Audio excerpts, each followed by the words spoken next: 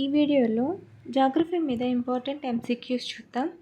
డిస్క్రిప్షన్లో WhatsApp channel link ఇచ్చింది. So please do follow. ఇంకా ఎవరైనా యూట్యూబ్ ఛానల్ని సబ్స్క్రైబ్ చేసుకోకపోతే సబ్స్క్రైబ్ చేసుకోండి. డైలీ పెట్టి current affairs and MCQs miss కాకుండా ఉంటారు. So first one, Ganga Sindhu మైదానం మీద ఎంసీక్యూస్ చూద్దాం. ఫస్ట్ వన్, గంగా సింధు మైదానం యొక్క పొడవు సుమారుగా ఎంత? 2414 కిలోమీటర్లు. గంగా సింధు మైదానాలు ఏ మట్టి వల్ల ఏర్పడ్డాయి? కొట్టుకొచ్చిన ఒండ్రు మట్టి వలన. గంగా సింధు మైదానం యొక్క దక్షిణ సరిహద్దుగా ఏ పర్వత పంక్తులు ఉన్నాయి? వింధ్య, కైమూర్ పర్వత శ్రేణులు. పాత ఒండ్రు మట్టితో ఏర్పడిన గంగా సింధు మైదానంని ఏమని పిలుస్తారు? భాంగర్. కొత్తగా ఏర్పడిన గంగా సింధు మైదానాలను ఏమని పిలుస్తారు? ఖాదర్. పంజాబ్లోని గంగా సింధు ప్రాంతాన్ని ఏమని పిలుస్తారు? భావర్. భావర్ నేల కింద ఉన్న చిత్తడి నేలలను ఏమని అంటారు? తరే నేలలు. పంజాబ్, హర్యానా మైదానాల్లోని పాత ఒండ్రుమట్టి నేలలని ఏమని అంటారు? దాహ్యా. 3.75 లక్షల చదరపు కిలోమీటర్ల విస్తీర్ణంతో ఉత్తరప్రదేశ్, బీహార్, పశ్చిమ బెంగాల్ రాష్ట్రాల్లో గంగా, దాని ఉపనదులు తీసుకుని వచ్చిన అవక్షేపాల నిక్షేపణ వల్ల ఏర్పడిన మైదానం ఏది? ఆన్సర్ గంగా మైదానం. ఖోల్ మరియు బ్యాడ్లాండ్స్ ఎక్కువగా ఉన్న మైదానం ఏది? ఎగువ గంగా మైదానం. ఎగువ గంగా మైదానాలు ఎక్కడ విస్తరించి ఉన్నాయి? ఉత్తరప్రదేశ్. మధ్య గంగా మైదానాల్లో ఎక్కువగా ఏ నేలలు ఉన్నాయి? ఖాదర్ నేలలు. సుందర్బన్ అరణ్యాలు విస్తరించి ఉన్న మైదానం ఏది? దిగువ గంగా మైదానం. దేశంలో అతి పురాతనమైన, అతిపెద్ద నైసర్గిక స్వరూపం ఏది? ద్వీపకల్ప పీఠభూమి. ద్వీపకల్ప పీఠభూమి ఏ భూభాగం నుండి ఏర్పడింది? గోండ్వానా. భూ విజ్ఞాన శాస్త్రం రీత్యా అత్యంత స్థిరమైన భూభాగం ఏది? ద్వీపకల్ప పీఠభూమి. పగులు లోయ ద్వారా ప్రవహించే నర్మదా నది ద్వీపకల్ప భూభాగాన్ని ఎన్ని అసమాన భాగాలుగా విభజిస్తుంది? 2 అసమాన భాగాలుగా. ప్రపంచంలో అతి పురాతన అవశిష్ట పర్వతాలు ఏవి? ఆరావళి పర్వతాలు. మాల్వా పీఠభూమి ఏ భూభాగంలో విస్తరించి ఉంది? మధ్యప్రదేశ్. ఖండచలన సిద్ధాంతంను ప్రతిపాదించినది ఎవరు? వెజ్నర్. వెజ్నర్ ప్రకారం ఏ యుగంలో ప్రస్తుత ఖండాలన్నీ ఒకే ఖండముగా ఉండేవి? పేలియోజోయిక్ యుగం. జిగ్సా అమరిక గురించి ప్రతిపాదించిన శాస్త్రవేత్త ఎవరు? వెజ్నర్. బాబర్ మైదానాలు ఏ నదుల మధ్య విస్తరించి ఉన్నాయి? సింధు మరియు తీస్తా నదుల మధ్య. పాత ఒండ్రుమట్టి అవక్షేపాలతో ఏర్పడిన మైదానాలను ఏమని అంటారు? భంగర్. కొత్త ఒండ్రుమట్టి అవక్షేపాలతో ఏర్పడిన మైదానాలను ఏమని అంటారు? ఖాదర్. అత్యంత సారవంతమైన మైదానాలు ఏవి? ఖాదర్ నేలలు. కార్బోనేట్స్ మరియు బైకార్బోనేట్స్తో ఏర్పడిన మైదానాలను ఏమని పిలుస్తారు? రే లేదా కల్లార్ మైదానాలు. రాజస్థాన్ మైదానం ఏ నది యొక్క అవక్షేపాలతో ఏర్పడినది? సరస్వతి నది యొక్క అవక్షేపాలతో. థార్ ఎడారిలోని ఇసుక దిబ్బలను ఏమని అంటారు? ట్రైన్స్. సట్లెజ్ మరియు బియాస్ నదుల మధ్య ఉన్న మైదానాలను ఏమని పిలుస్తారు? బిస్త్ దోబ్. జీలం మరియు చీనాబ్ నదుల మధ్య ఉన్న మైదానాలను ఏమని పిలుస్తారు? చాక్దోబ్. రావి మరియు చీనాబ్ నదుల మధ్య ఉన్న మైదానాన్ని ఏమని పిలుస్తారు? రచనాదోబ్. గంగా మరియు రామ్ గంగా నదుల మధ్య ఉన్న మైదానాన్ని ఏమని పిలుస్తారు?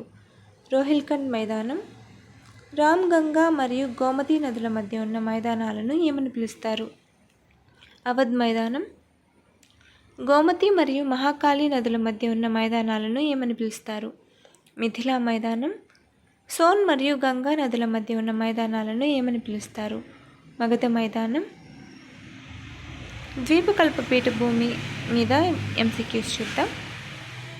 ఫస్ట్ వన్, ద్వీపకల్ప పీఠభూమి ఏ ఆకారంలో ఉన్నది? త్రిభుజాకారంలో. ద్వీపకల్ప పీఠభూమి ఏ దిక్కుకు వాలి ఉంటుంది? భారతదేశం యొక్క తూర్పు వైపుకు. ద్వీపకల్ప పీఠభూమిలో ఉన్న పర్వతాలను ఏమని పిలుస్తారు? పరిశిష్ట పర్వతాలు. ద్వీపకల్ప పీఠభూమి ఏ శిలలతో నిండి ఉంది? అగ్నిశిలలు. మాల్వా పీఠభూమికి ఏ దిక్కున వింధ్య పర్వతాలు ఉన్నాయి? దక్షిణ దిక్కున. నర్మదా నదికి ఉత్తరం వైపు ఏ పీఠభూమి ఉంది? మాల్వా పీఠభూమి. నర్మదా నదికి దక్షిణం వైపు ఏ పీఠభూమి ఉంది? దక్కన్ పీఠభూమి. దక్కన్ పీఠభూమికి ఉత్తరాన ఉన్న కొండలు ఏవి? సాత్పురా కొండలు. ఆరావళి పర్వతాల మీద ఎంసిక్యూస్ చూద్దాం. ఆరావళి పర్వత శ్రేణులు ఢిల్లీ నుండి గుజరాత్ వరకు ఎన్ని కిలోమీటర్ల మేర విస్తరించి ఉన్నాయి? 700 కిలోమీటర్లు. ఆరావళి పర్వతాలలో ఎత్తైన శిఖరం ఏది? మౌంట్ అబు, రాజస్థాన్లో ఉంటుంది. ఆరావళి పర్వతాలు ఏ రకానికి చెందినవి? అవశిష్ట మూర్తి పర్వతాలు. ఆరావళి పర్వతాల గుండా ప్రవహించే నదులు: మహి, లూని, బానాస్. ఆరావళి పర్వతాల గుండా నదులు కేవలం ఏ కాలంలో మాత్రమే ప్రవహిస్తాయి? శీతాకాలం. ఆరావళి పర్వతాలు ఎన్ని కిలోమీటర్ల మేర విస్తరించి ఉన్నాయి? 692 కిలోమీటర్లు. ఆరావళి పర్వతాలలో ఎత్తైన శిఖరం ఏది? గురు శిఖర్, 1772 మీటర్లు.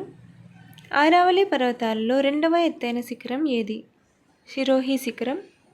హాల్దీఘాట్ కనుమ ఏ పర్వతాలలో విస్తరించి ఉన్నది? ఆరావళి పర్వతాలు. ఉదయ్పూర్ మరియు సిరోహిలను కలిపే కనుమ ఏది? గోరన్ ఘాట్. సరిస్కా మరియు కుంభల్గర్ నేషనల్ పార్కులు ఎక్కడ ఉన్నాయి? ఆరావళి పర్వతాలలో. ఖేత్రి గనులు ఏ పర్వతాలలో ఉన్నాయి? ఆరావళి పర్వతాలలో. చంబల్ నది క్రమక్షయం వలన ఏర్పడిన భూములను ఏమని పిలుస్తారు? కందర భూములు. వింధ్య పర్వతాల మీద ఎంసిక్యూస్ చూద్దాం. వింధ్య పర్వతాలు ఏ ప్రాంతంలో నర్మదా నదితో కలుస్తాయి? హోషంగాబాద్. తూర్పు వింధ్య పర్వతాలను ఏమని పిలుస్తారు? కైమూర్ పర్వతాలు. చంబల్, బేట్వా, పర్బతి, మహీ నదులు ఏ పీఠభూమి ద్వారా ప్రవహిస్తున్నాయి? మాల్వా పీఠభూమి. దేశంలో ప్రాచీన శిలాయుగపు సంస్కృతికి ప్రతిబింబంగా ఉన్న భీంబెట్కా గుహలు ఏ పర్వత శ్రేణిలో కలవు? వింధ్య పర్వతాలు. వింధ్య, సాత్పురా పర్వతాల మధ్య ప్రవహిస్తున్న నది ఏది? నర్మదా నది. నర్మదా, తపతీ నదుల మధ్య విస్తరించి ఉన్న పర్వత శ్రేణి ఏది? సాత్పురా. సాత్పురా, అజంతా కొండల మధ్య ప్రవహిస్తున్న నది ఏది? తపతీ నది.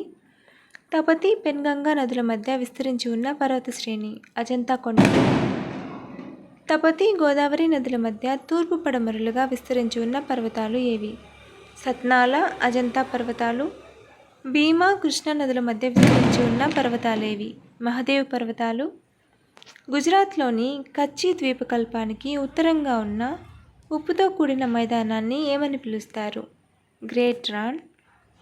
దేశంలోనే ఖనిజ వనరులు ఎక్కువగా ఉన్న ప్రాంతం ఏది?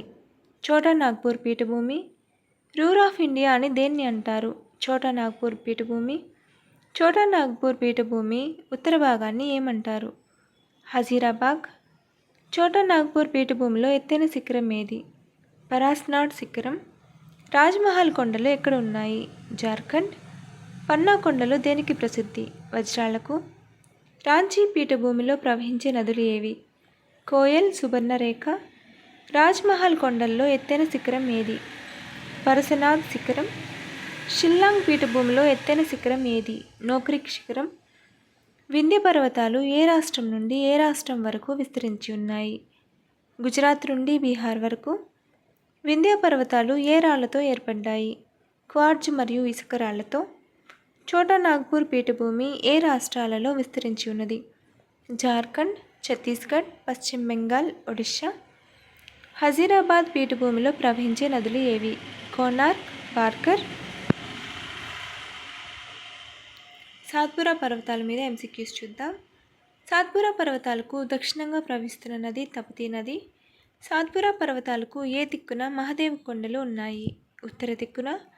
సాత్పురా పర్వతాలకు దక్షిణ దిక్కున ఉన్న పర్వతాలు ఏవి? గానిల్గర్ కొండలు.